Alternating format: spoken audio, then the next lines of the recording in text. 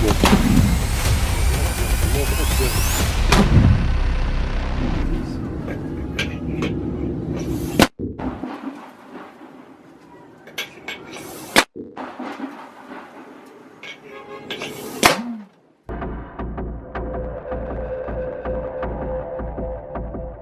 النفق في غزة شيخ رضوان لقبك ايش؟ أبو جمال.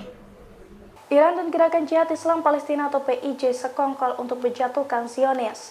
Dalam beberapa waktu belakangan, Iran bahkan juga memberikan pelatihan militer ke puluhan anggota PIJ. Para prajurit dilatih dengan keras, mulai dari pelatihan menembak hingga pelatihan di bidang peroketan. Dilansir dari i24 News, hal itu diungkapkan oleh Badan Keamanan Israel Shin Bet pada Selasa 16 Januari. Pasalnya pihaknya mengetahui rencana balas dendam Iran dan PIJ itu seusai menangkap Basal Mahdi, seorang komandan peleton di PIJ. Komandan tersebut mengaku bahwa 15 hingga 20 pasukannya dilatih oleh tentara Iran. Pelatihan itu pun dilakukan untuk operasi balas dendam terhadap Israel yang membombardir Gaza sejak Oktober silam. Dalam pelatihan tersebut, prajurit PIJ latihan menembak dengan berbagai jenis senjata. Selain itu, PIJ juga mengikuti pelatihan kebugaran jasmani guna memastikan kesehatan para prajurit dalam medan perang. Bahkan sebagian diantaranya juga mengikuti kursus tambahan di bidang peroketan, artileri, dan berbagai pelatihan militer lainnya di Iran.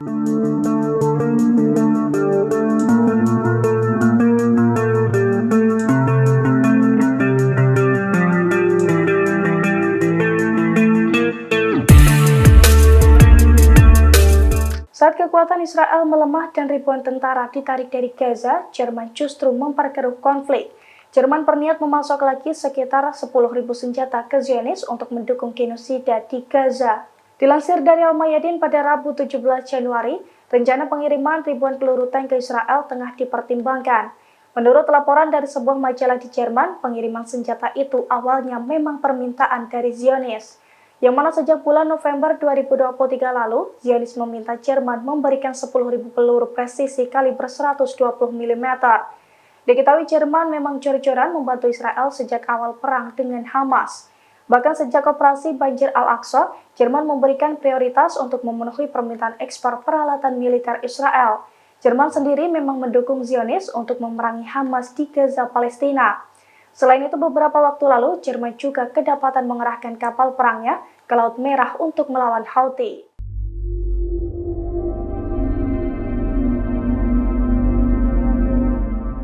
Setelah penarikan ribuan tentara dari Gaza, kini pasukan pertahanan Israel atau IDF kembali goyah. Strategi militer IDF dilaporkan murat-marit akibat konflik internal dari Kabinet Perang Zionis. Bahkan kini perselisihan di Kabinet Perang Zionis juga mulai bocor ke publik. Dilansir dari Al-Mayadin, perselisihan antara anggota Kabinet Perang Israel mulai bocor pada Selasa 16 Januari. Pasalnya perselisihan itu bermula karena adanya perbedaan pendapat mengenai dua tantangan signifikan yang tengah mereka hadapi. Di antaranya soal negosiasi untuk mengakhiri perang di Gaza dan menjamin pembebasan tawanan yang tersisa, serta memutuskan siapa yang akan memimpin wilayah yang hancur seusai genosida. Di bawah tekanan yang diberikan oleh keluarga para tawanan, pemimpin oposisi Benny Gantz bersama wakilnya, Gadi Eisenkot, secara aktif melakukan advokasi untuk memulai negosiasi dengan kelompok perlawanan. Tujuannya adalah untuk menjamin pembebasan sekitar 130 tawanan. Sementara itu, Netanyahu maupun Gallant berpendapat bahwa memberikan tekanan terus-menerus terhadap kelompok perlawanan akan memaksa mereka untuk membuat konsesi. Hal itu pun digadang-gadang memicu ancaman untuk melemahkan strategi militer utama yang digunakan oleh IDF.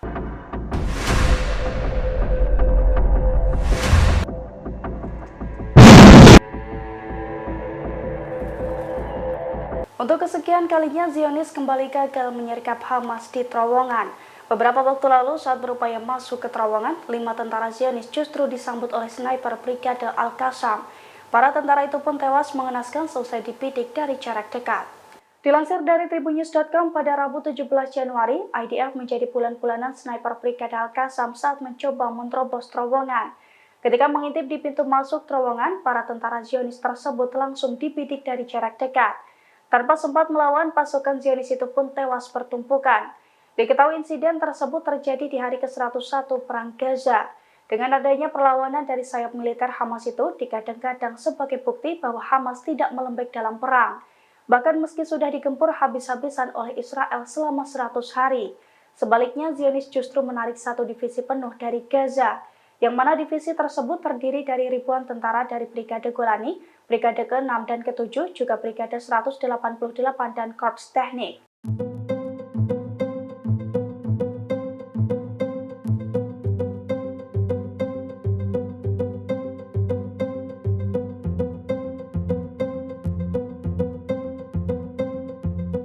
Sosok Agung Suryadewanto mendadak menjadi perhatian publik seusai dituduh membantu Iran.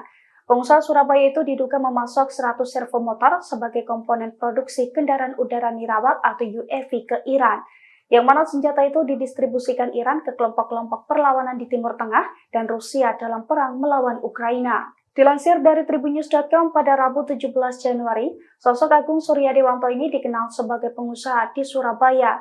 Ia memiliki perusahaan bernama Surabaya Habis CV, yang mana perusahaan tersebut diduga telah memfasilitasi pengiriman setidaknya 100 servo motor dengan tujuan Pisgam Electronic Safe Company, yakni perusahaan yang ditujuk oleh Iran untuk menyediakan servo motor yang berfungsi mendorong atau memutar objek dengan akurasi tinggi. Alat ini memiliki peran penting pada drone dalam memberikan kinerja penerbangan yang stabil dan presisi. Diketahui Agung sendiri membantah tuduhan bahwa dirinya membantu Iran. Menurut Agung, ia hanya pernah menjual komponen drone ke luar negeri. Agung pun menduga alat-alat tersebut disalahgunakan dan dijual oleh para pembelinya ke Iran. Meski demikian, Amerika Serikat kini memberikan sanksi kepada Agung atas tuduhan tersebut.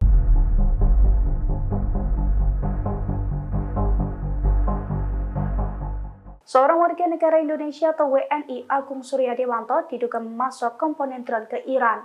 Amerika Serikat menduga komponen tersebut kemudian diproduksi menjadi senjata dan didistribusikan ke kelompok-kelompok perlawanan di Timur Tengah dan Rusia.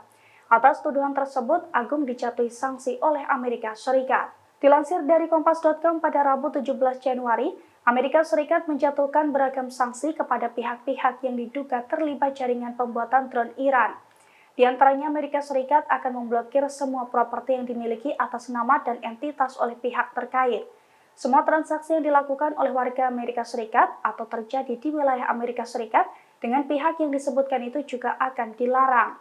Kemudian lembaga keuangan asing manapun yang dengan sengaja memfasilitasi transaksi penting atau menyediakan layanan keuangan penting bagi individu atau entitas itu juga dikenakan sanksi oleh Amerika Serikat.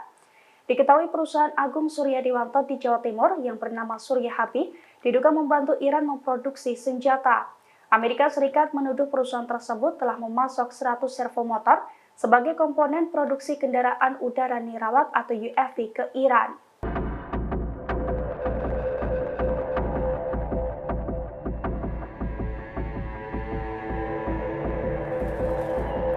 Taktik Zionis dengan menarik satu divisi penuh pasukan militernya dari jalur Gaza menjadi bumerang. Imbas penarikan besar-besaran itu, IDF menjadi olok-olokan Menteri Zionis. IDF dinilai melakukan kesalahan besar dengan mengurangi kekuatan dalam perang darat di Gaza. Dilansir dari tribunnews.com, hal itu diungkapkan oleh Menteri Israel dari Partai Persatuan Nasional, Gideon Sa'ar pada Selasa 16 Januari. Menurut Gideon, penarikan pasukan Israel atau IDF satu divisi penuh dari Gaza adalah kesalahan besar. Sebab ia menilai tekanan terhadap milisi pembebasan Palestina Hamas di jalur Gaza harus tetap intens. Gideon juga menilai bahwa shifting pasukan IDF dari Gaza seharusnya didasarkan atas target yang ditetapkan dan bukan sekedar jadwal tugas.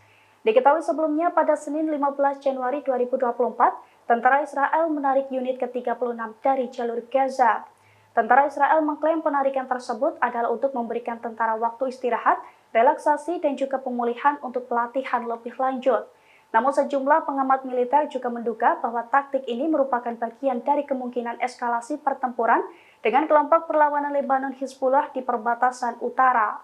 Download Tribun X sekarang, menghadirkan lokal menjadi Indonesia.